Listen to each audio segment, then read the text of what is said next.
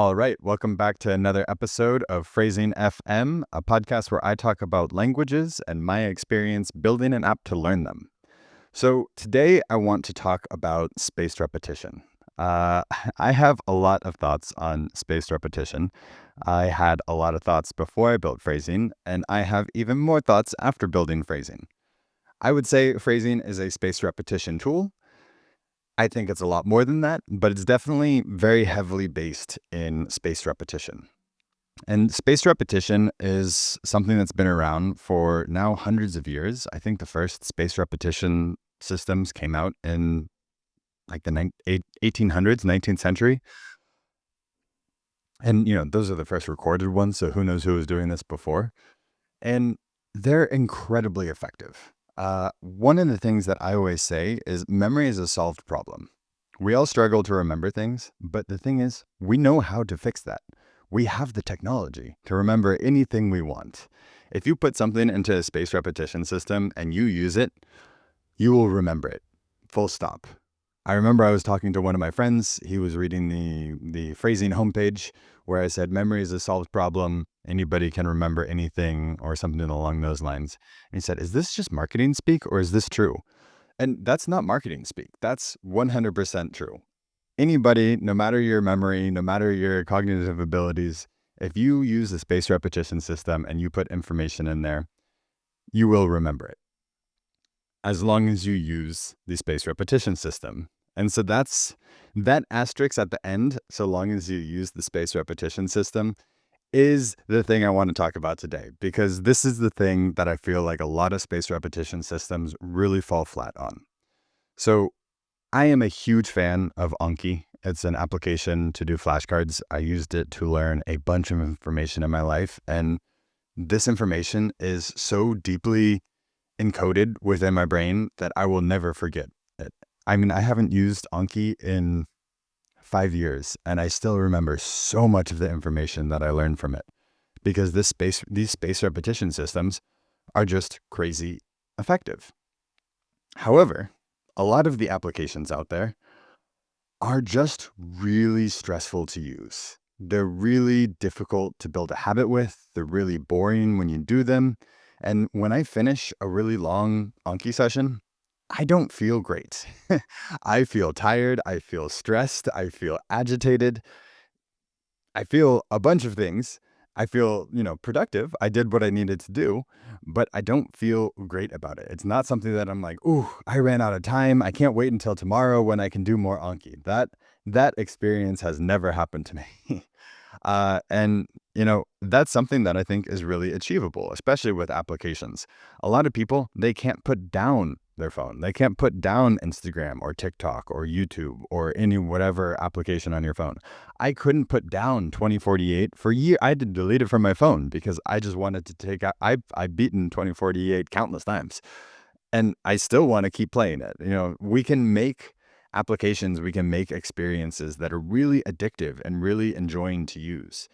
And so the main goal with phrasing was, I want to build a spaced repetition system that you want to use.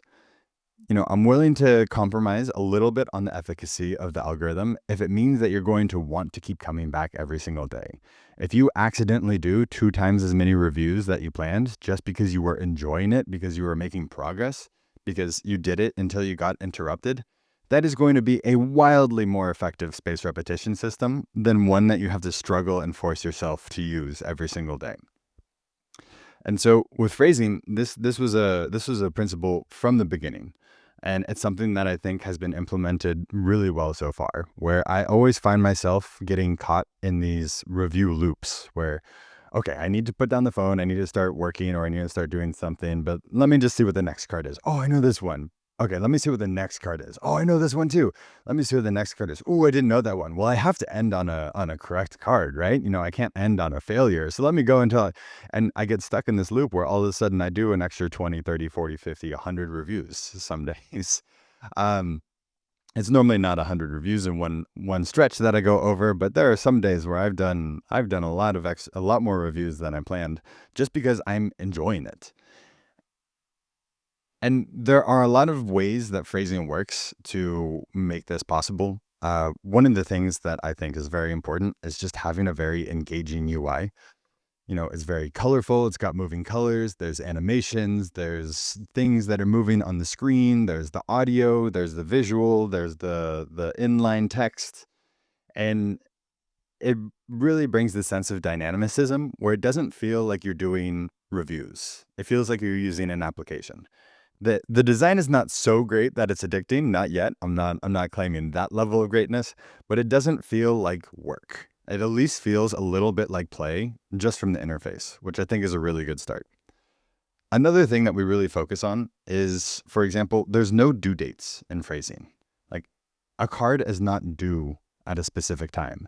Of course, I can calculate what is the most optimal day for you to review this word, but we don't expose that in the interface. We don't even use that in the algorithm. We use your rolling predictions of anything to try to keep you at a desired difficulty.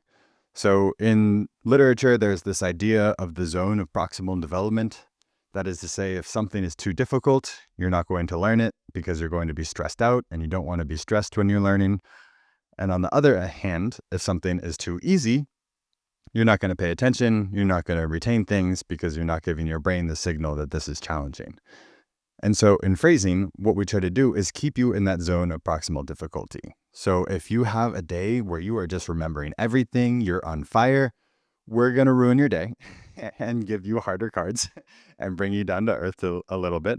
But we're going to push you and make sure that you're not just checking in for the day. We're going to keep you at that zone of proximal development. Likewise, another day, maybe your brain is just not firing, you're distracted, you're getting a bunch of things wrong. We're going to show you easier cards to, give you a little confidence boost, lift you up a little bit.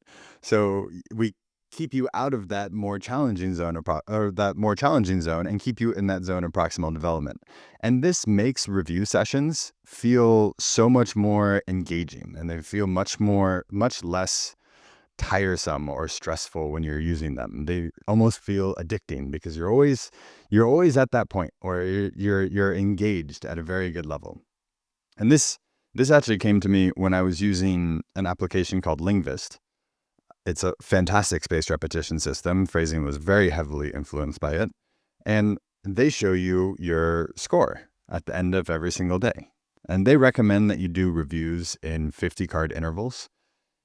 And so some days I would struggle to finish those 50 cards. It was just a grueling effort. It would be so tough to get to the end of it. And when I did, I was done. And other days I would finish 50 cards and I'd say, hey, let's do that again. That was good. I'd do 2 sets in one day. So I think some days I did 3 sets. And I realized, because at the end of the 50 cards, it would always show you a percentage, that it was very mappable onto the percentage of my reviews, how much I enjoyed the sessions. If it was very easy, I'd blow through it and I'd want to do a bunch more. If it was very hard, then I'd struggle and I wouldn't want to do it. That doesn't sound very, very enlightening. It sounds very obvious, especially in retrospect. But when you put this into the algorithm to always keep you at that point, that specific range, and it's configurable because it's different for everybody. I like my reviews to be a little bit harder. Some people, especially when you're starting to learn a language, you might want it a little bit easier. And so you can adjust the desired difficulty that we keep you at.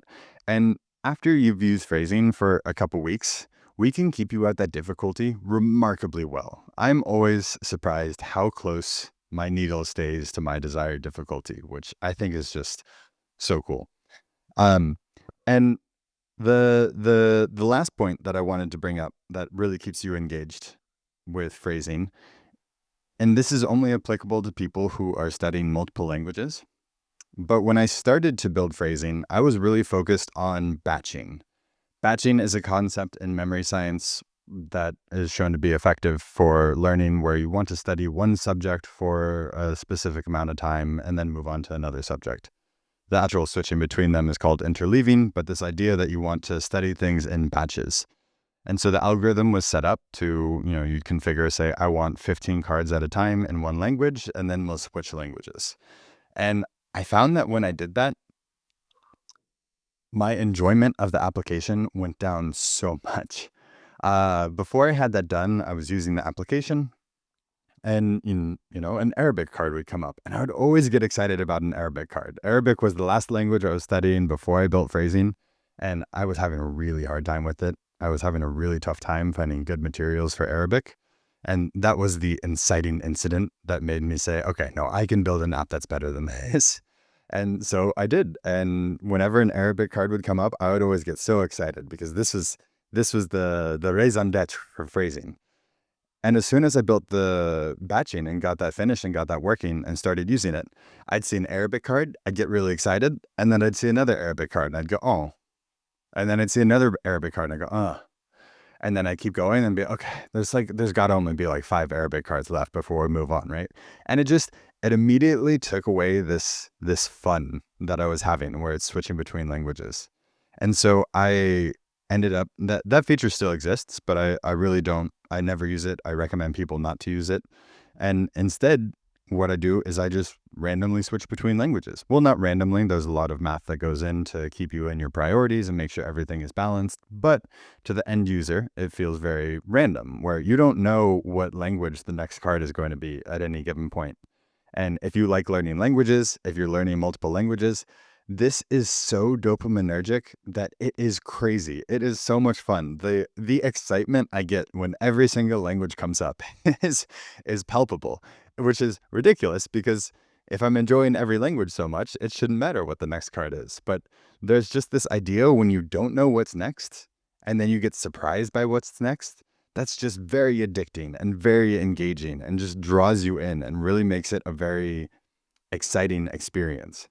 Um, as I progressed with the application, it was bouncing around a lot. And there is this concept of batching that is useful in memory science. And so I'm not sure that just doing one card in a language at a time is the best way to go about things. So what I ended up doing was implementing what I call momentum. So every single language has its own momentum. I'm not going to explain this very much because, again, I think if you understand how it works too much, it takes away from a lot of the fun. But it kind of does automatic batching a little bit. So you'll normally get well, no, I don't want to go into too much detail, but you'll normally get multiple cards in a row of the same language, not all the time, but enough to kind of get this batching feeling, but not so much that it takes away from this dopaminergic feeling of switching between different languages. And so I think I've covered 3, maybe 4 different reasons or features in phrasing that make reviews much more enjoyable. With these and everything else that phrasing does, reviews become so much easier to do. They become so much easier to stick to. They become so much more enjoyable. And if you're enjoying it, you're going to be learning a lot more. They become a lot less stressful. And if you're not stressed, or if you're less stressed, then you're also going to be remembering more. You're going to be learning more. And you'll always be a little bit stressed. It's tough. You should be challenged with phrasing. If things are too easy, your brain is not going to hold on to the information because you're not sending it any signals that it needs to. It's doing just fine. Why does it need to store information? Storing information is a really intensive process and brains are lazy. And so you want to be just at that right difficulty where you're enjoying it, you're engaged, you're challenged just enough where you're never losing hope, but you're never checking out either. And that just completely turns the tables on a lot of the experience that people have with spaced repetition and just turns it into this wildly effective tool. Because like I said, memory is a solved problem. If you want to remember something, you can. We have the technology. And so the only thing that you need to do is be consistent with your habit. And so that's the big quote unquote innovation behind phrasing is how can we take these algorithms that have existed for dozens or hundreds of years, depending on what you consider an algorithm. Is the Leitner system the first algorithm, or is the super memo the first algorithm? Who knows? But these have been around for a long time. Why is not everybody using them? And to me, I think the reason is because they're just stressful and annoying to use because we always focus on this mathematical purity of the algorithm. And the thing is, not to get too technical, but there is a spaced repetition algorithm that is very popular. It's called Super Memo. I believe it came out in the late 70s or early 80s, the first or second version of the algorithm. It was very, very basic. And if I recall correctly, these are just numbers off of the top of my head, I think it was like 92% accurate. And over the years, this has developed and it's gotten more complicated and a bunch more inputs. I think they're on Super Memo version 20 or something now. I mean, last time I checked, I think it was Super Memo 18 was the newest one, and this was years ago. So I'm sure they moved on to newer algorithms. And these crazy advancements have reached a crazy new high of 96% accuracy, 97% accuracy. I mean, it's a very small difference. And to be honest, I feel like you're going to have a bigger difference day by day through your ability to perform these algorithms than the difference we've made over 30, 40, now 50 years of development of these algorithms. And so we don't need to have this utter, absolute mathematical closest accuracy that we have. We have that. We have all the accuracy we need. We just need to make it enjoyable. We need to make it addicting. We need to make it something that you look forward to do, something that you can't put down. And so that's what I did. That's how phrasing works. I feel that it really works this way. Tons of our users will always give us this feedback about, it's much more engaging, this review loops that they get stuck in. If you join the application, there's a Telegram community and people will post reviews with hundreds of cards some days. And, you can't keep up the hundreds of cards every single day. But the fact that you can just have this day where you just, it's like on a day off, you just want to go through and do hundreds of reviews. That's something that I didn't ever get in Anki or Linguist or any. Well, I guess Linguist did that a little bit because 50/50, that's 100. But I'm talking numbers like 200, 300 more reviews per day. And it's just, I mean, yesterday I was using phrasing and I was just enjoying it for like an hour and I got up to 250 reviews. I thought it was maybe somewhere around 150. I lost track of the reviews. And actually, this is another really big point to add at the end. One of the things that a lot of new users, when they come to phrasing, is they say, I want to see the number of reviews I've done per day on the screen. And in phrasing, you can't see when you're doing reviews how many reviews you've done. This is information that I intentionally conceal from you a little bit. You have to go to your dashboard and check your analytics specifically if you want to see how many cards you did for that day. And the reason being is because I added the number of reviews I did per day. And my goal is to do 100 reviews per day with phrasing every single day. And as soon as I added this metric, I did 100 reviews every single day. And that might sound good, but that's not good because I want to some days do 150. It's a 100 card minimum is what I want to do. I don't want to do exactly 100 cards. And so as soon as I put that number on it, it guaranteed that I almost never went past that number. I mean, I only had the number on it for 2 weeks, but I never went past that number. And as soon as I took it off, the first day I took it off, I did 180 reviews. And I was, yeah, these are the kind of little things where, if that number is really holding you back, it's a motivating number for sure. It makes you want to hit that a little bit more. But as soon as you take that off, you're just focusing on the reviews and you can really get lost in your reviews and you'll end up accidentally doing way more reviews than if you have this limiter or this counter that's always on the screen.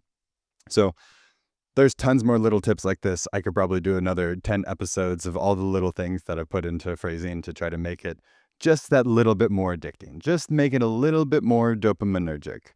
But I'll wrap this up for now. It's already been about 20 minutes. So if you made it this far, thanks for listening. Check out phrasing, share it with your friends. Hope you enjoyed the podcast, and I'll see you in the next one.